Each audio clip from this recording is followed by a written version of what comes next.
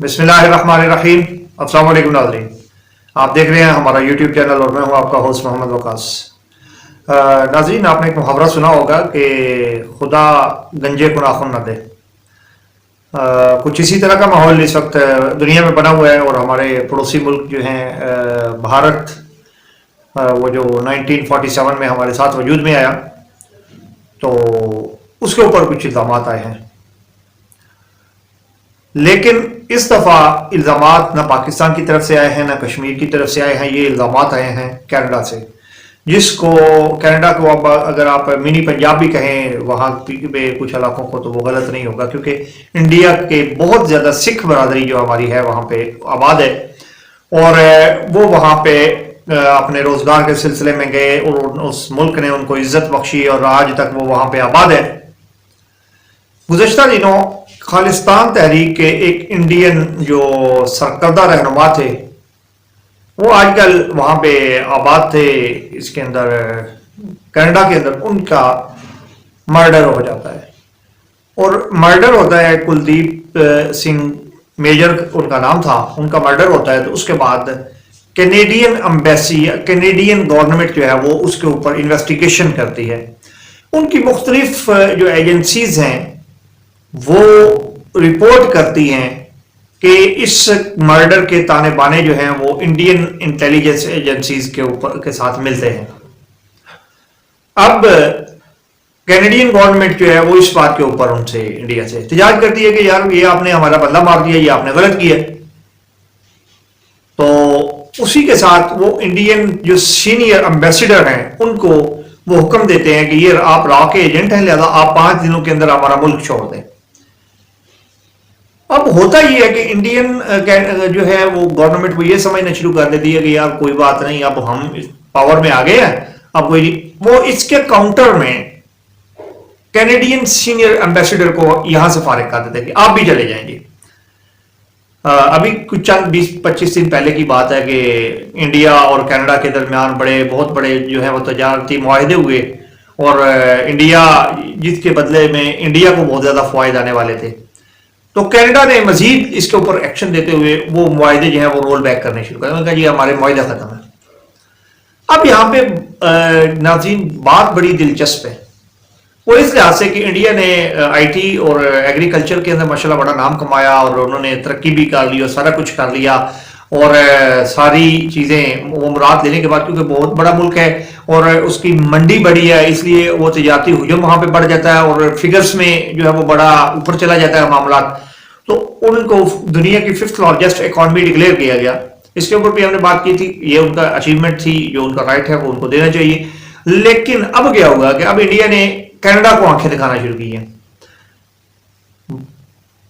जब भी कभी दो ममालिक के अंदर कोई मुख्तलिफ किस्म का कोई इस तरह के मामला खराब होते हैं तो उसके बदले में वो ममालिक एक वजाहत पेश करते हैं कि जी आप ये कह रहे हैं, नहीं हमारी एजेंसी इसमें मुलव्वस नहीं, आपके पास कोई एविडेंस है या इस तरह की कोई बात है तो आप हमें बताएं कौन सा बंदा मुलव्वस है, हम उसको पकड़ते हैं। ये इस तरह से निगोशिएशन से काम होता है। ये कभी भी नहीं हुआ कि इल्जामात ये इन्होंने, इंडिया ने दरअसल समझ लिया था कि पाकिस्तान में आ गए। कनाडा के अंदर अब ये मामला है कि वो यूरोपीय यूनियन उसके साथ खड़ा हो गया है, अमेरिका उसके साथ है, यूके उसके साथ है, वो सारे जो हैं वो यही स्टेटमेंट दे रहे हैं कि हम अपने कैनेडियन जो है वो हमारे पार्टनर हैं, हम उनके साथ हैं, हम उनके साथ राब्ते में हैं। दरअसल वो एक साइलेंट मैसेज कन्वे कर रहे हैं इंडिया को कि जनाब आप होश के नाखुन लें, आपके ख्वाब में वो जो चीज़ है ना कि आप जनाब अगर इकॉनमी में मजीद ऊपर चले जाते हैं तो आप सुपर पावर हो जाएंगे। आप सुपर पावर नहीं है। सुपर पावर के बनने के लिए आपको अपने हमसायों के साथ, अपने दाएं बाएं लोगों के साथ अच्छे हमसाए बन के रहना पड़ता है और एक ब्लॉक बनाना पड़ता है। दुनिया में आप बिजनेस को ले लें, आप ममालिक को ले लें, अमेरिका ने अपने दिफा के लिए जो है वो यूनाइटेड नेशंस को बनाया था।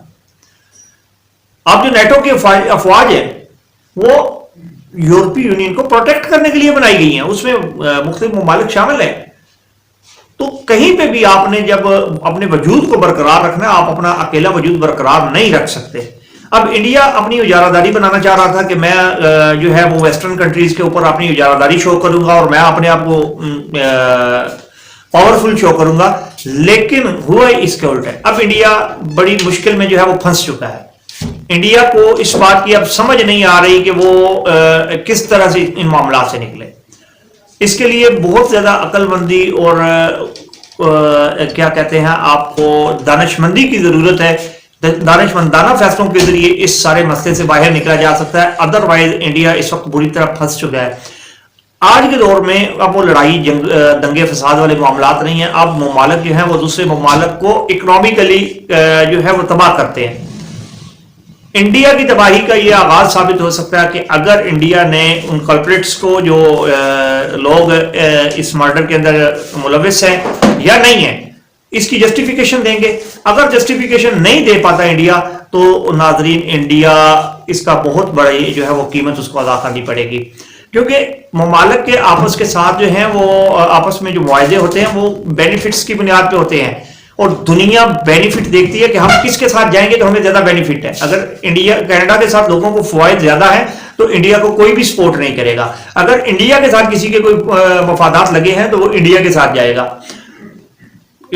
इस वक्त जो है माहौल बड़ा गर्म है और बयानात दोनों तरफ से दागे जा रहे हैं। इंडियन इसमें थोड़ा अब फंसे हुए दिखाई देते हैं। देखें यूरोपीय यूनियन उनके साथ क्या करता है।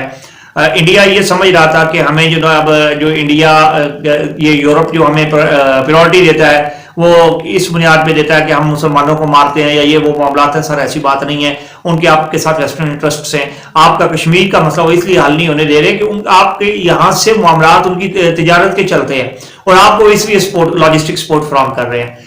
तो देखें अब ये ऊंट किस करवट बैठता है। इंतहाई मज़ेदार माहौल बन चुका है हमारे इर्द गिर्द। अल्लाह ताला आप सबका हामी नासिर हो। और सिख बरादरी के जो उनके लीडर इस दुनिया से गए हैं, हम उनसे ताज़ियत भी करते हैं सिख बरादरी से, और उनके साथ इज़हार यकजहती भी करते हैं। और इंडियन गवर्नमेंट से भी रिक्वेस्ट करते हैं कि ज़रा होश के नाखुन लें।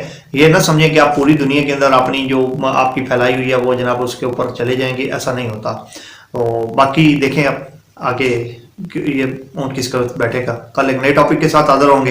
कल तक के लिए इजाज़त दीजिए। वस्सलाम।